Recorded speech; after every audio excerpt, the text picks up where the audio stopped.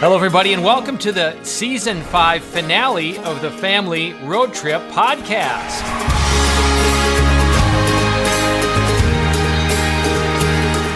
You are with Greg and Stephanie Schlueter and our dear, wonderful couples, the Beatties and the Elmores. And boy, has it been such a blessing to have them along on this journey.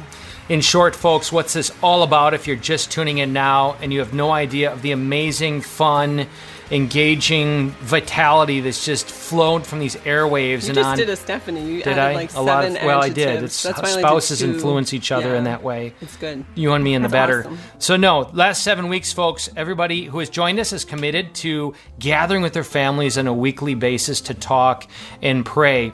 And if you're listening, there's a good likelihood that faith is very important to you, that you've made religious commitments, and God pours out grace, certainly in the sacraments, at the heart of this. But one of the greatest challenges is to live the relationship at the heart of religion, the relationship at the heart of ritual. We have to break through our awkwardness, our reservations, our fears, and our doubts, especially as Catholics, because many of us didn't really inherit this frequency, if you will. This think of a radio dial, that it can be staticky or attuned. Many of us didn't really inherit how to kind of tune into one another and really be aware of one another's feelings and thoughts and their world. And so to gather on a weekly basis and do that using this Live It Gathering guide that you can find at ilovemyfamily.us. By the way, it's not limited to just these 7 weeks. We've been doing this almost on a weekly basis for 7 years. And those who've been doing this have discovered just tremendous grace in their relationship, to discover God alive in their marriages and families, to break through, again, I keep saying it, the awkwardness, the fears, because it is all that. We're not used to bringing our families together and, hey, what struck you, challenged you, inspired you with the readings, or what are some fun questions that we can ask and do? I feel very discombobulated, but that's okay because, You're good. You're good. So 7th week here, habit-forming weeks. We've been with the Elmores and the Beatties, so blessed to have you guys along the road trip with us. And I want you guys just quickly, for those who have not been attuned, quickly introduce yourselves. Elmores, Beatties, who are you people? We're the Elmores. We have 3 beautiful boys and another baby on the way in December. Yay! And we live in Perrysburg, Ohio, and have a chiropractic office there. And what is the name of that chiropractic? Chiropractic. There's a new word, chiropractor. Actually, I really practice. like that. Yeah. You can use it. I will, yeah. It's Turning Point Chiropractic. Awesome. Look them up. I can't say it enough. You can hear me on every episode, I'm sure, just with great gratitude, singing praises. Just the real deal, the whole person, Sometimes faith at the actually center. singing praises. Yeah, it's true. Thank you. You have to So the Turning Point jingle is going to flow out of Stephanie's mouth at some point. Turning Point Chiropractic or Turning Point Chiropractic, which it might be renamed someday, I like it. you know? So Perrysburg, Ohio, Awesome. check them out and support them. Just really a gift. Let's go down to Dublin now with the Beatties. Who are you people? We're Rachel and Philip Beattie. Rachel is actually Greg's youngest sister, only sister. Yes, my favorite sister in the whole wide world. We have 7 kids. The oldest are twin girls who are 15, down to a 2.5-year-old. And we live in Dublin, Ohio, which is a suburb of Columbus. With a cool name. Yeah, it's Indeed. true. And I neglected to show photos, but that's us. So there's the Beatties right there, the beautiful Beattie family. Awesome. It's in Marysville, Ohio. Wonderful. Here is the Elmores, and we see their lovely family. So cute.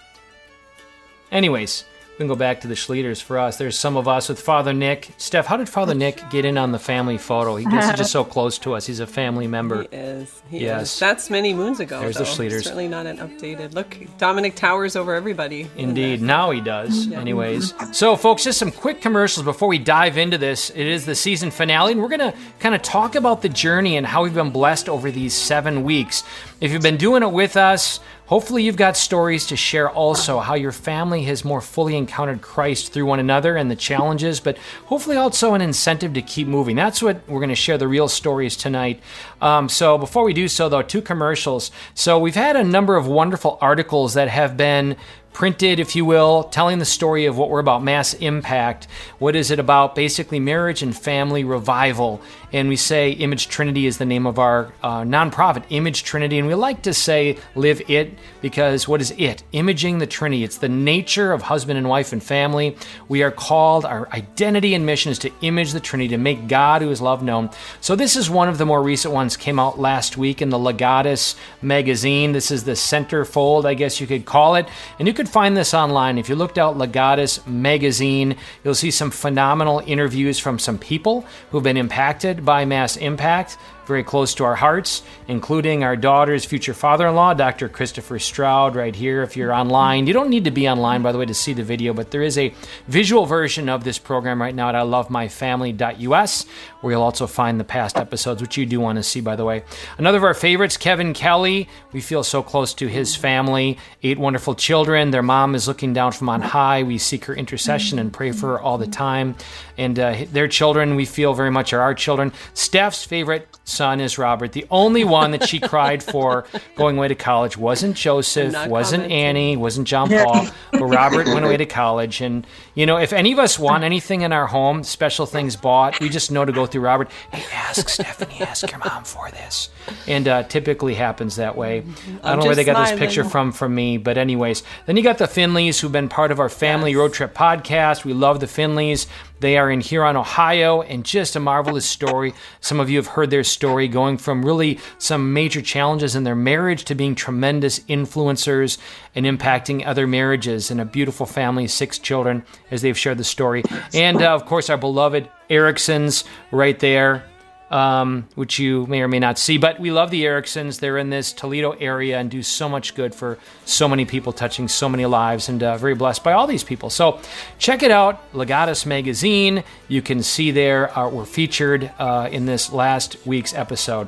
So, magazine issue. And we are told it's also going to be in the print version of National Catholic Register, another story. Sure. Wow. Okay, I didn't know that, but wonderful. And then what we got here is, if you see, go to oneheartonecity.us. Very briefly, it's an initiative we began 3 weeks before the George Floyd situation, and it was an initiative to essentially draw us together in what is most common and most powerful for all of us. And what is that? Our core identity is made in the image of God in Jesus Christ. To discover that as all these whispers and lies and influences around us are whispering lesser identities, if you will, and so many of us are inclined to buy those identities, right? And they don't lead us anywhere. They're not uplifting. They don't last. Our core identity is our unsurpassed identity as sons and daughters of God in Jesus Christ. We have a 3-night revival, some really phenomenal speakers, worship, great opportunity to really more fully encounter Christ. We're doing it at one of the biggest parks here in the Toledo area, Swan Creek, 6 to 8:30, Wednesday, Thursday, Friday. You can find out more at oneheartonecity.us. And we just do hope that you join us. Which of us aren't thirsting to more fully know Jesus Christ? Which of us don't feel our world needs to more fully know Jesus Christ? So join us in responding to your thirst and knowing that Christ will fill that. So there we go. All right, let's get on with our journey, this this finale episode of the Family Road Trip podcast. Are you guys ready for the lightning round? These are going to be somewhat easy, somewhat quick, like legit lightning with maybe one little bit of thunder rolling, yeah, I like rolling across the sky. Okay, Greg said we're going to start with the Elmores.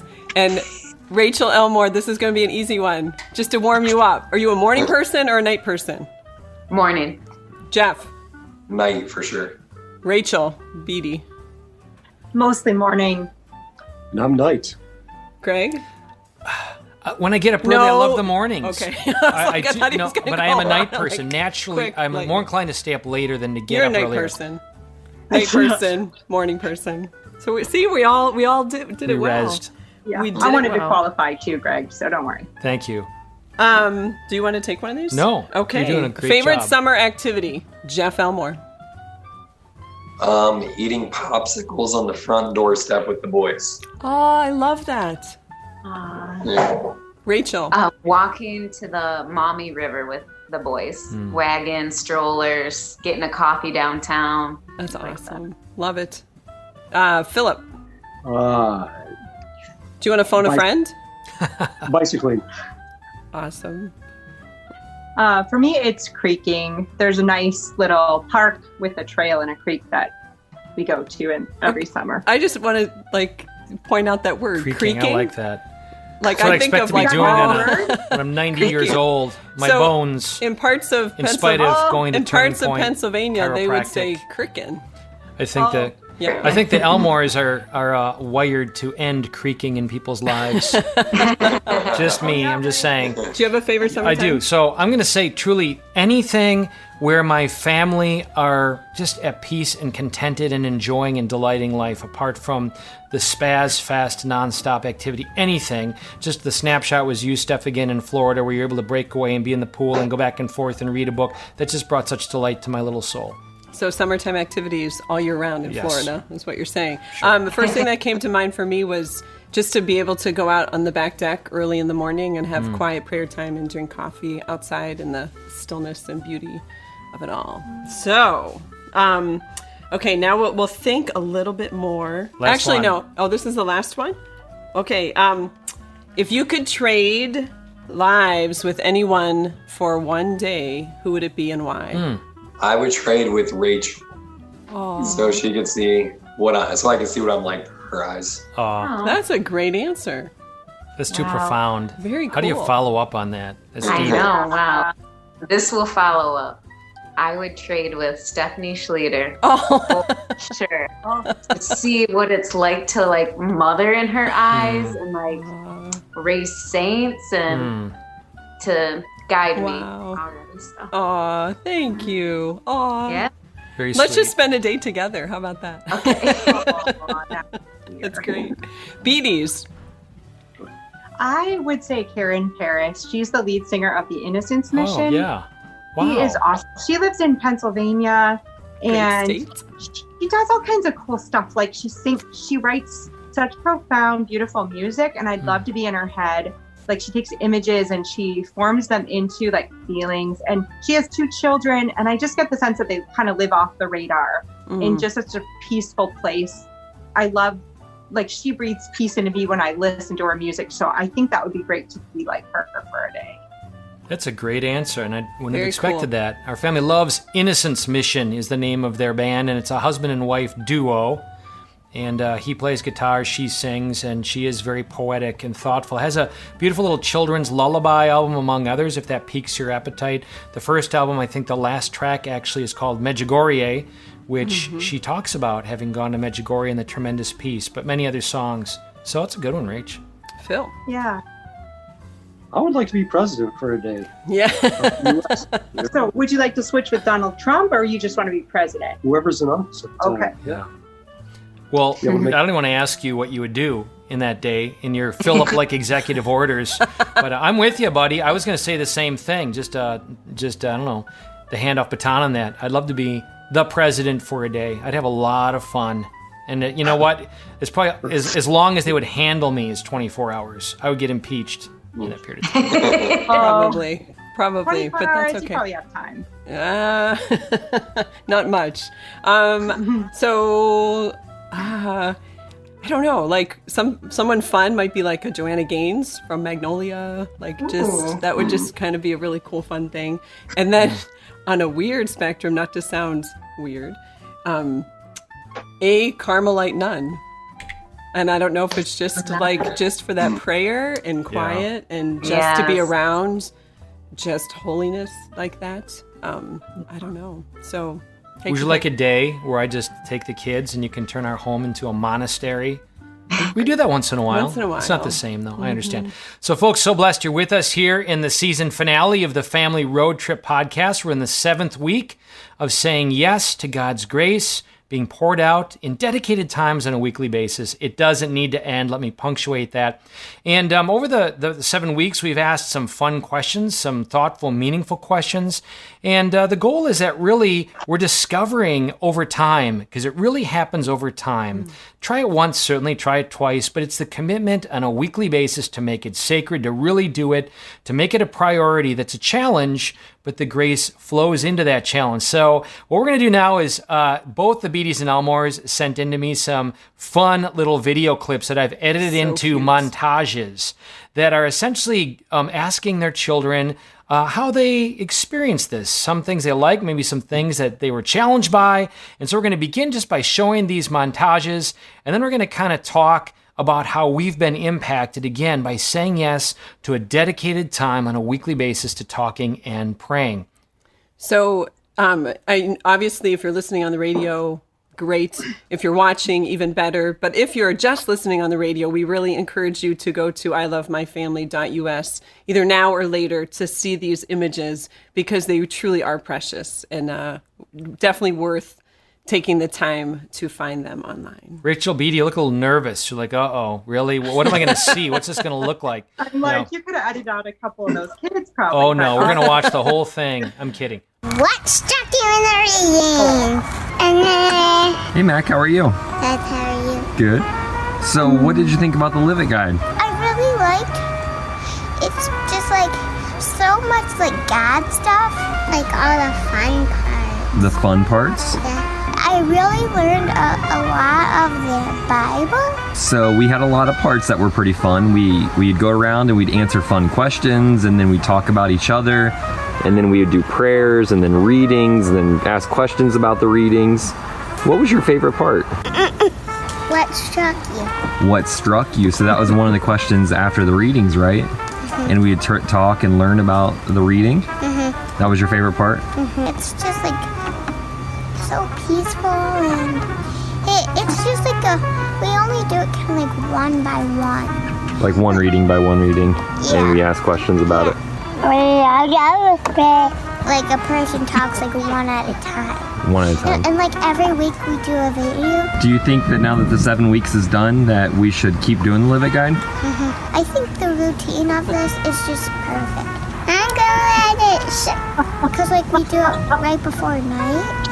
And I just think that idea is just so good because I really like that. It's just, I don't know how to explain it. It's just like really good. It's really good. Yes. You want to keep doing it? I love it. So we had a challenge. You had to pick a goal over 7 weeks what you were going to try to do better at. What did you pick? Helping. You want to help more? Who'd you want to help more? Dada. And have you done that? Uh-huh. I would say yes. You've done a great job being a big helper. Yeah. I've seen you holding doors for people at stores and at church. You've been a big helper around the house. Let it shine, let it shine, let it shine. We're going to keep doing it forever. Honk if you like to live it. Incense. Is that your incense? Yeah. Higher than the mountains, bigger than the ocean, louder than the thunder, people shout your grace. I love Jesus. Isaac has a job as CEO, Greg, of Mass Impact or PR person in Trinity, something. He's hired. Again, listeners, if you are able to view it, ilovemyfamily.us. In particular, there's the last clip where they're actually singing Joseph Schlueter's song, one of his songs. But what's most beautiful, you can hear their voices, but they are standing in front of a statue of Our Lady in their backyard, and all three boys are holding hands with Mother Mary. And it's just so precious. Very sweet. And very natural. So store what they just said, because we're going to revisit it and talk about what was impactful, challenging, and all that sort of thing. Now we're going to go to the Beatties. Woo woo. Can you tell us what was challenging for you to do the Live It Guide over the past 7 weeks? Taking the time and sitting down with my family to do it. Putting aside the grudges that I had made earlier in the week because of different circumstances and being present there in the moment and being open to what other people had to say. I think a challenge for me was probably how awkward it was to apologize in front of everyone. Sitting still, because I kind of wanted to play with my friends. I thought there was definitely some value, including learning to be more humble. Praying. Like this. Yes. I think sharing in front of everyone how I actually felt, because I normally don't have everyone's attention on me, and sharing everything. Hi, I'm Agnes, and the challenge for me was when I was doing something, it was to like hustle myself into that room. And what helped me was when I heard the gospel stories, and it like helped me through the day. I feel like I got to know better ways that my siblings would want me to get to know them, and just better questions to ask them or ideas. Nipple bonsai. I think our family grew closer together. What was something about doing the Live It Guide that you liked? Sitting down and being with my family. It helped me to understand the gospel more and like reflect on the readings. I liked hearing what everybody had to say and catching up with them, and it's just very different to hear people's experiences when you're sitting down focused on that. I enjoyed learning more about my siblings. What was maybe one thing that you liked about doing the Live It Guide? Being able to confess our sins to each other. I didn't like the out loud confessions because I feel like it's meant for two people. You liked that part? Yep. Ooh, want to tell me some right now? Just kidding. I really like the fun questions. Don't give up hope and just do your part, even if it seems like it's not working when you're doing small stuff, to try to help your family grow closer to Jesus or grow closer together. Put aside time and just like pray freely. Even if you can do small prayers at small times, even if it doesn't have to be a super long time, that's really good. Put the ball inside. Put the ball inside. Okay, thanks, Liz. So beautiful, so moving. Oh my gosh. Wow. Yes. Folks, here with Greg and Stephanie Schlueter, Ignite Radio Live, the Family Road Trip podcast. And what you just heard were the children of the Beatties. Before that, the children of the Elmores. Just candidly, boldly. It takes some courage to speak publicly, to have a camera in your face, especially if it's your parents. I get it. Our kids get it. It's a challenge for them. So, first of all, thank them for doing a fabulous job, both of you guys, for being willing to do that, to break into that. And that alone, right, is to take a step on the water, to invite them to be courageous and get past their fears and inhibitions. And wow, and you guys, both of you, just right out of the gates, Steph and I have to just acknowledge the tremendous leaders that you've been as parents in willing to do this. Put that flag in the sand in your homes. You know, Beatties, your kids are a little older. There's a little bit more of a challenge. They've been to wonderful camps. Let's just say this too. We know your children have experienced wonderful, dynamic, faith-filled environments and atmospheres, but it's a bit of a challenge when they're older to do it in our homes and to create an atmosphere and a culture to do that. And you get a little bit of that candor there, because I can give testimony to the vitality in the Beatty house. But some of you who are listening, your kids have been to Damascus, or they've been to a tech, or they've been to these retreat programs. The greatest challenge is transferring that dynamism from that place outside the home to within the home. You guys did it. You said yes to it, and you're breaking through that ice, seeing it melt. Elmore's a little younger. Your kid's a little younger, and we heard this from couples that they wish they began earlier, where they don't have to kind of recover later on. They're becoming habituated towards this at an early age, and we kind of see the dynamics of both your families. So those are my words of just what I get out of seeing both of those montage videos. And just want to open it up to both of your sharing, you know, what are some ways that you individually and in your marriages and in your families that you saw that you grew over the last 7 weeks by doing this? I was really reflecting on this, how me, like personally, have changed throughout it. And at the beginning, I just wanted it to be perfect. Mm-hmm. You know, every time we did it, a perfect experience. But every time we did it, the more I relaxed, it was like almost the more beautiful it was. Like, so, and Stephanie, you said something great, like, even though my 21-month-old might be running around, he's still hearing all of it. Right. And just to enjoy the grace, even though there were some tough times, you know, during it all. I don't know, me personally, I love control, and to let that control go was such freedom, even though you think control is your freedom. I don't know, it just felt so peaceful and relaxing which sometimes I'm not. So. Thank you. Well, Isaac, where did he come from in his eloquent, youthful leadership? What do you mean? There? Where did Talk he come about from? Look at his mom just, and dad. Just his attunement to what's happening there and the movements of this. And what was the phrase he used? It was rather sophisticated. Like I liked, we say that not the balance, what routine. Word did he use? The routine, like just the way it's laid out or something. It's just good. Was all him. And what's so beautiful about Isaac is we kind of videotaped him 3 days in a row. And it was almost like that third time he fine-tuned what he really wanted to say. And it was like so from his heart, not, well, this is what they would want to hear. It was like just so Isaac. I love that. Again, authenticity that came through. It was so authentic. Yep. Yeah. And that's how our family kind of grew during this, was just confidence. Confidence to have tough discussions, confidence for me to try to explain the gospel reading to a kid, confidence of having these discussions. And we saw that with him, and the confidence to answer questions. He's a perfectionist who wants to say the right answer to make us happy or to get the right answer, and to encourage him and can constantly go to it. He was able to speak more from the heart and understanding there wasn't a right or wrong answer. He was just expressing himself. That's awesome. We saw a lot of growth in our kids that way. That's awesome. That's great. Beaties. I know as a family, it's brought up, as the kids had shared in their short videos, more of a closeness amongst us all, knowing challenges, or, for the quieter kids, they've had the opportunity to share. And so we've learned about, each other more. And I've really appreciated it because as parents, we're trying to lead our kids in the faith. And this is an avenue or a program that, there's participation from the kids. You pause and answer questions, and you go around and you share.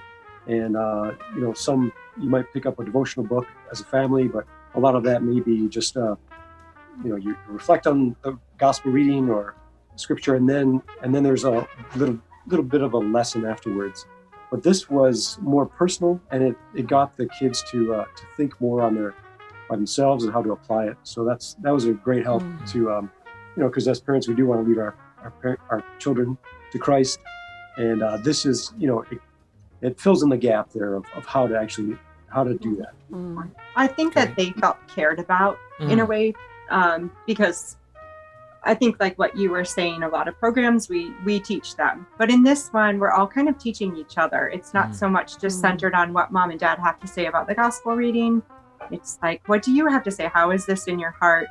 And so many times those camps that you reference, or those like youth ministry nights that are so good, we hear a little bit about them, but we're not a part of them. So the fantastic thing about this is that we should be a part of this with our children. There are so many things that are like pulling them away. There are sports, and there are like exciting videos and funny things. And that took a really long time. And we're still always going to be working on this with our children, but to be, I think, sincere. I think that's the thing that's hitting me. I think the times that worked the best, like we had a very good, I felt like Live It Guide morning this morning, because I think we just had to keep reminding them, like, put your guard down. We don't need to crack jokes. We don't need to say what we think is sort of funny, and just that kind of being real with your family. Because if they're not going to be real with us, they're not going to have that base to come home to. I mean, hopefully someday they'll go have their own families, but they're learning how to really connect and engage and be in the faith with us primarily. And then that will hopefully take them into their futures, and they'll be that tight unit of, we care. This is important. So good. That's so good. Where they can be safe with one another. Yeah, being safe to share and not be mocked. Great words. I mean, we're still working on that, but it's getting better. You will be until they're 20, 30, 40. That's going to be happening. But that's so good, so important. And I love something that came out. You didn't use the word per se, but my mind also went to when your kids are getting a little bit older, as yours are, Beaties, it's so important for them to feel like they have a voice, to feel like they and it matters. And especially, certainly larger families are an incredible blessing.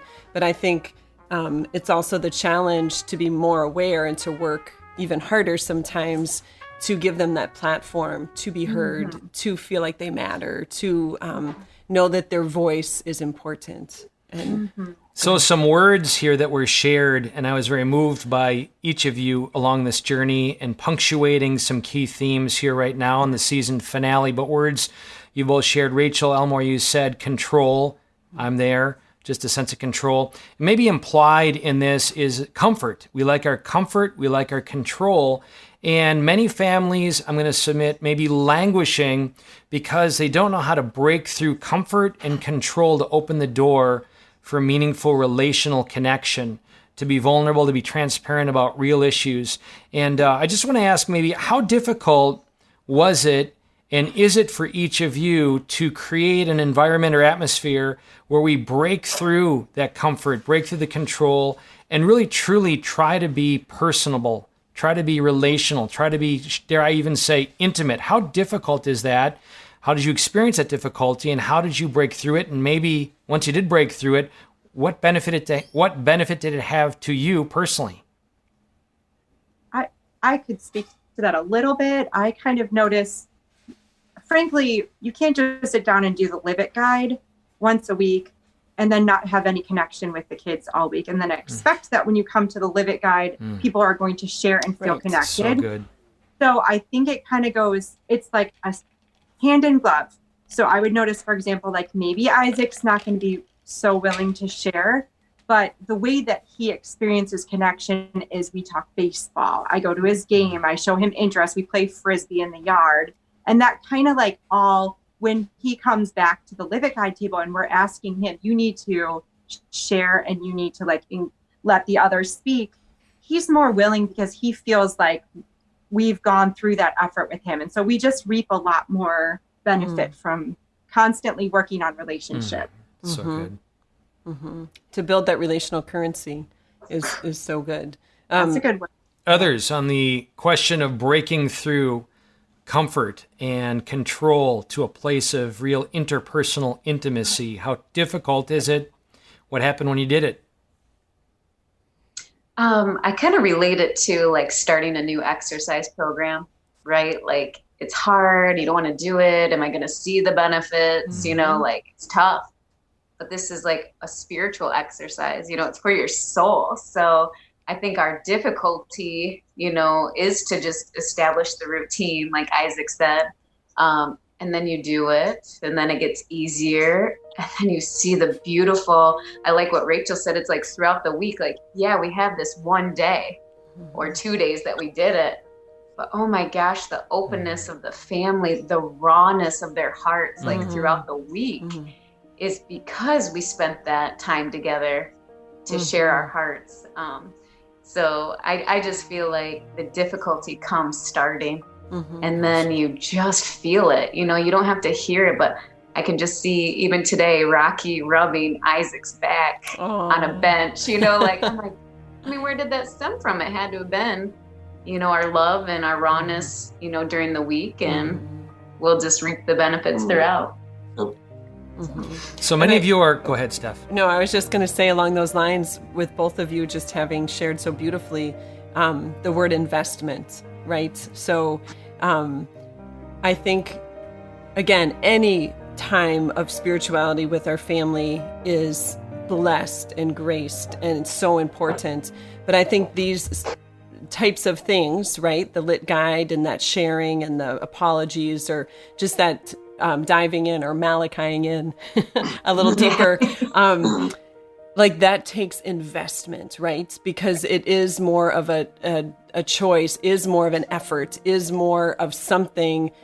But I think the benefit, you know, whether it's creating that environment or, you know, establishing a deeper relational connection, a safer place, a tilling of the soil for throughout the week, you know, hand in glove, Rachel, that was such a great analogy. It's so true. Like, to know that the investment matters and does pay off. Too often, especially as Catholics, I think it's, you know, we do the checklist thing. Well, we prayed this prayer, or we did this, or we did the God blesses, and which, again, I don't want to diminish any of that stuff. Any way that we can bring the Lord into everyday life is so important.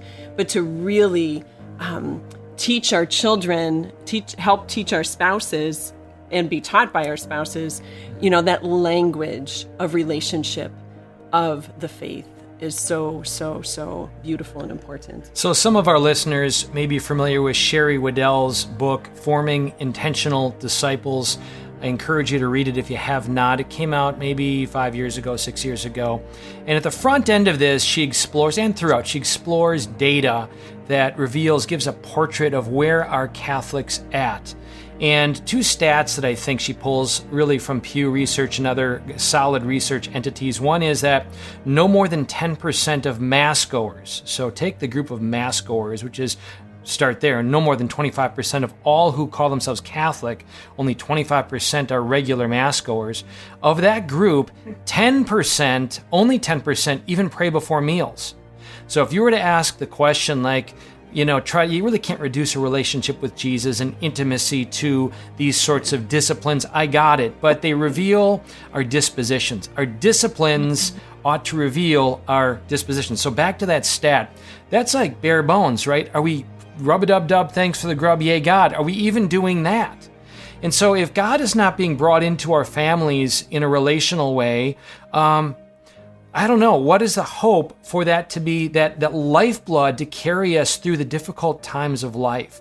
How are they learning to cope with the things that are happening right now that seem so heavy? COVID stuff, the racial issues that are happening, not to mention, in work or friends or the whole circumstances. At our ages, we should know enough that we can't do this on our own, that it does take this, what I just said, breaking through our comfort, breaking through our control, trusting in God, opening up that door. Think ourselves, what are the most meaningful moments we've had with friends or family? It's when somebody got honest. Maybe us, maybe somebody else. Where conflict, spinning around, and then somebody maybe says, I just want to be honest and share that I'm really hurt when, or you really hurt me when, and I don't want, just that vulnerability, if you use the word raw. Teaching our children to be self-present in an intimate, transparent way is what's happening here. And we've said at the very beginning, we're forming our teens and our adults in our homes to do that and to do this well. And this is why we're saying even just once a week, start there. It should, as you speak of, color the whole culture. It should color every moment of every day. We're all working towards that. But at least once a week, that's what this is about. Let's create a culture where we can be a little more intimate, a little more vulnerable, a little more transparent. And oh, by the way, if we can create that lifeblood flowing in our relationships and it can grow with them over time, by the time they become 22, 23, 24, another stat, they're not going to disappear. Again, a stat is by the time kids are 23, 79% leave their Catholic faith. And I'm going to submit to you another thought here and just get your feedback, that a big reason isn't because they weren't catechized. It is a reason, but it isn't just because they didn't learn the truth or that they weren't sacramentalized. These are people who received the sacraments. Those are constants in this stat. What they missed, and we keep saying this again and again, is they missed relationship in their homes, connecting them to God, connecting them to one another. And I'm just going to say this, as Catholics, we struggle with that. We struggle with understanding what it means to be truly relational with God. We got our prayers, right? Our beautiful formal prayers that God gives us. Hopefully we're bringing our hearts to that. But to give permission for kids to be relational with one another and with their parents.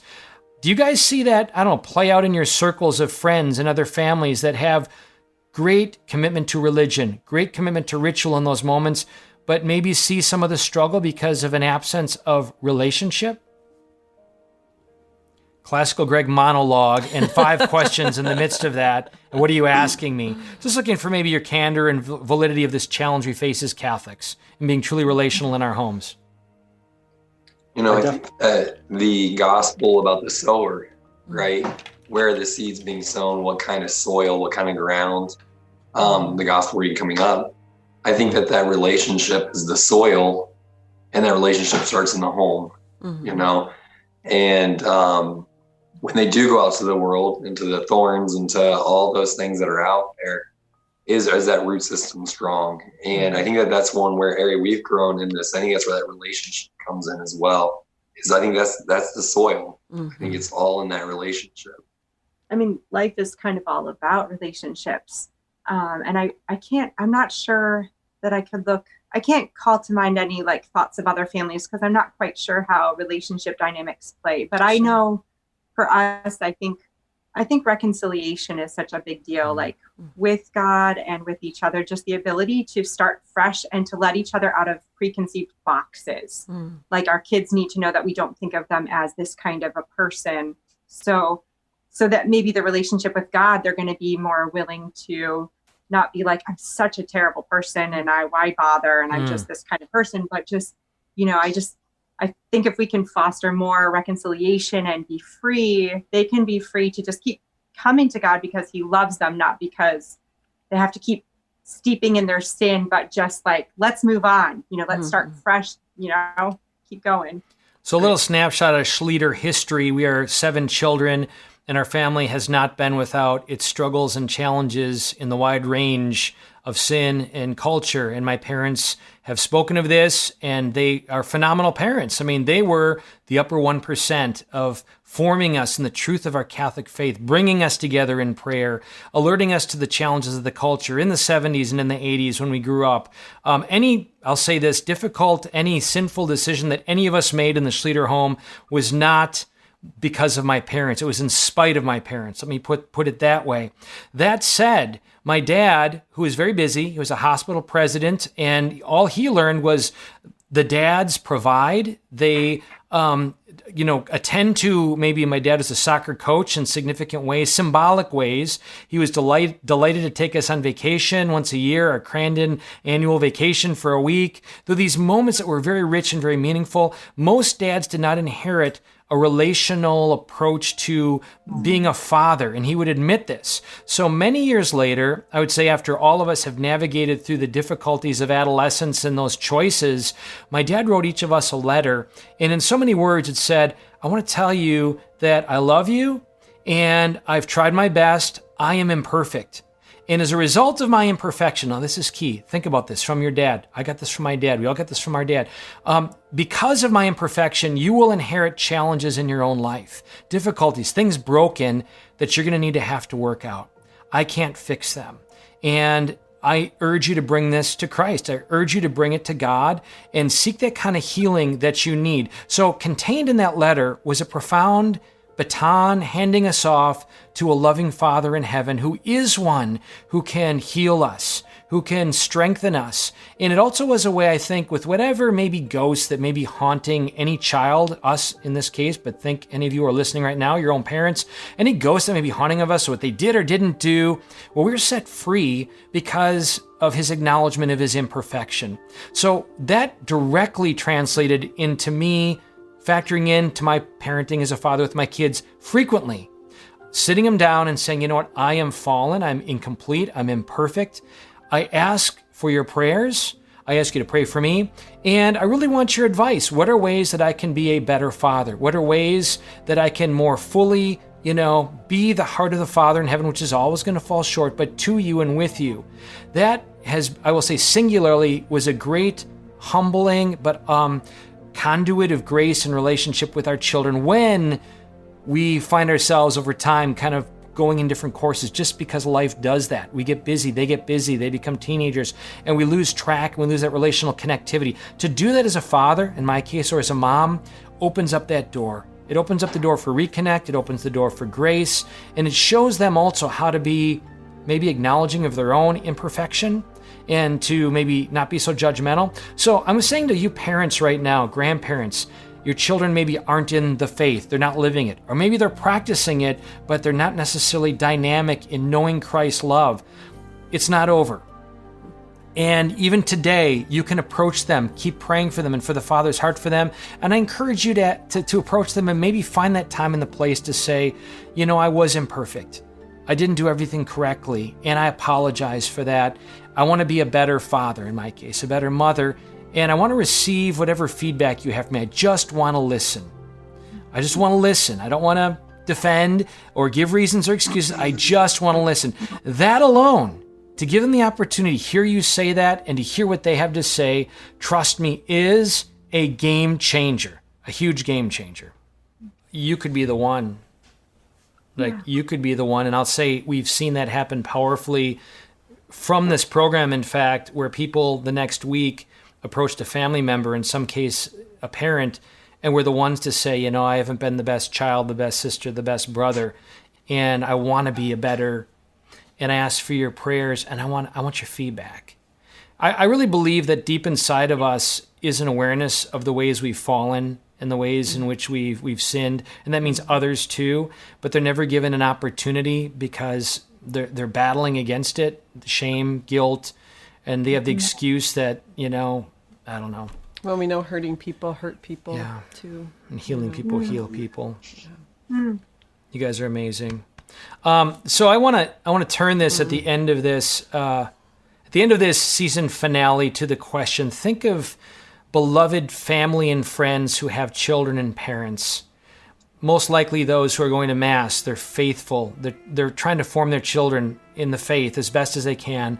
But all that we have been diving into these past 7 weeks represent a struggle, a challenge, for all the reasons that it does. I don't have the time, or I didn't inherit. This is weird. How do I get my kids away from the devices? How do we make this a significant thing? What advice might you give to them to take a simple step, even just next week? So just from your experience over the last 7 weeks, what encouragement would you give to that couple? Yeah, I would say to stick with it. Some weeks for us, it as mentioned, it was kind of something that we tried to get through, just to check it off the list. But definitely, set aside the time. It does take 45 minutes, and plan for that, and don't try to rush through it, because the kids will be more open to sharing, and of course, the first rule, the rules for the Live It guide Greg lists at the top is to have an atmosphere without distractions. But the number one rule was to love one another, to respect one another, not to encourage one another to share, not cut each other off or interrupt. And for some of our kids, that's what they normally do throughout the day. So it's a focus, a challenge for us, and so having the routine of doing this multiple weeks, they learn to know the rules and to respect it more, and to actually listen and encourage one another. So at first it wasn't easy, but I'd encourage you to hang in there, and it's definitely worth the focus. And I think that something that I think would be helpful is to kind of normalize it into the week. So I think we've talked before about, the challenge, for example, I thought it was nice when we would remember to ask, how is everybody doing on your challenge? Because if we didn't, then we would come to the Live It Guide day and people would be like, I forgot what that is, or whatever. So just that we're kind of keep working on that. And even sometimes the questions like asking at dinner, just some of the fun questions, because it keeps the spirit of openness there. So we just see it's almost like a change of how our family will communicate and operate, rather than just like one time a week we go there. That's great. Excellent. Great advice. Elmore's. I think it's important to be honest with yourself about where your family's at on a relationship level. You are not going to sit down and pull the deepest confessions out of your child at dinner if you guys normally eat with devices and TV. So be honest with your family and start with where you think you're at. So if it's okay, we're going to put down this and we're going to ask each other what each other's favorite ice cream is. Like, that's a good segue in building that relationship. So be honest with yourself and what you think you can handle, and build on that. Yeah, and I think play around with it. We tried snacks, no snacks, this room, that room, the car. But man, when we found our rhythm and what worked, they were asking us to do it because it felt good, it felt right, it felt peaceful for them. So I think find your rhythm and what fits your family, and just do it. I'm begging you. I mean, we have the opportunity to see a lot of families, hundreds of families. You know which ones are different. And then there's families, and leaders, I gush over you, but there's families that come in and I say, I want that. And then when people see my family, I want them to say, I want that. Absolutely. How did they do that? And it starts with the Live It and extra prayers outside of meals, outside of bedtime. And that being that relationship with each other and showing them what a relationship with Christ can be like. So good. A few weeks ago, Thank you. we led in the Live It Family Road Trip podcast episode with Father Mike Scanlon's prophecy from 1976, which resonates with Akita, resonates with Scripture throughout the ages, and really three main points that are relevant to this. Number one, institutions will collapse. Human institutions will fall. Specifically, Father Mike Scanlon mentions economic systems. He mentions even churches will be boarded up. He mentions civil unrest. And, so a page out of Matthew 7 where it says, build your home on rock versus shifting sand. If we're building our meaning and our value on these institutions and they fall, we will fall with them. So point 2 is radical reliance on Christ. And point 3 is interdependence. Do we not see these things happening around us in culture right now? And if not the family, if the family isn't the place to foster a true radical reliance on Christ, which is very different from just professing Christ. It's very different from being religious and hitting those right moments. It is an awakening to Christ's real presence and his real love, to foster that and to be aware that all that we are is dependent upon him. And then secondly, that we are interdependent in our marriages and our families. I mean, if we can do this, as you guys are describing it, our kids are going to be strong and they're going to reach others. As you guys, I have to just give the praise, the shout out at the end of this finale of episode 5. I'm a better man, I'm a better husband, I'm a better neighbor because of you Elmores and because of you Beatties. Because you had the courage to reach places you hadn't gone before. You had the courage to keep pressing in spite of whatever challenges with time or your kids, whatever ages with that. Just that testimony alone has profoundly blessed me, and I am just extremely grateful for it. And I only know it's going to reverberate. It's going to reverberate beyond us and those who are listening to this. So I'm so grateful for you guys. Before we land this, are there any final things that are burning in your heart? Prophetic thoughts, words, encouragements? So when you picked your nose when you were 7 and I watched you pull out a bomb, just kidding. Well, you're 10 years younger than me, so that must have been from the vantage in heaven. Impressive. Okay. That's right.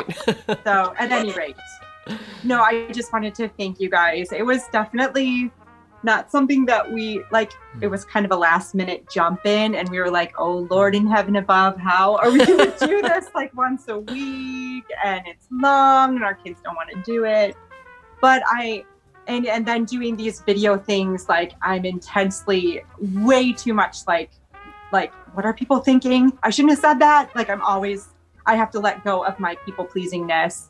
But anyway, all that said, I'm truly really glad to have done this, and I'm grateful for you guys because I really do genuinely see a lot of fruits of this, and I feel you guys have done a really good, sensitive job of interviewing. I think so that, as awkward as we were, I think that you brought out a lot of goodness, that we wouldn't otherwise have been able to maybe share, maybe helped us see some good in our family, because sometimes we're like, oh, we stink. But sometimes there's an understatement. But I think doing this and then also meeting with you guys and being inspired by the Elmores and your stories and just relearning that verve, that passion for raising the little ones with the same, that's all really inspired us and has added to what will ultimately be our family story.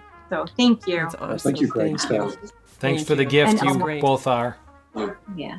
So good. A couple of things we'd like to share is Beatties. We heard from many people how much people enjoyed listening to you. So did we in meeting you, and it's been beautiful. We are so thankful to the Schlieders for introducing this while our kids are at their age. We just feel so blessed that we get to start now and, like you said, not retrain. I just think we're in such a formation age right now that it's a part of our life. But we finally want to share that we gave up. We decided to offer this time up because it's a little bit of a sacrifice to find a home. And we shared on the first episode that we put an offer in on a home. And what God's beautiful gift for us, we close on the day this is airing. So, I mean, Wow. is that not God speaking to us or Amen. what? Amen. So, Oh, I just got chills. It's awesome. We were supposed to close yesterday, and if we would have, we wouldn't be here right now. We said, nope, we put our time in, it's all done. Yes, So, sorry. He bumped it back a few days to next week. So The banker didn't tell you that I called him. No, sorry. And I hear you have a pretty awesome moving team helping you on the day of this broadcast. Did I use the word awesome? I think I need to get awesome in a few more times. Gregory. Blessings to those wonderful people. Yeah. God is so good. See, he can never be outdone in generosity, as the saying goes. Right.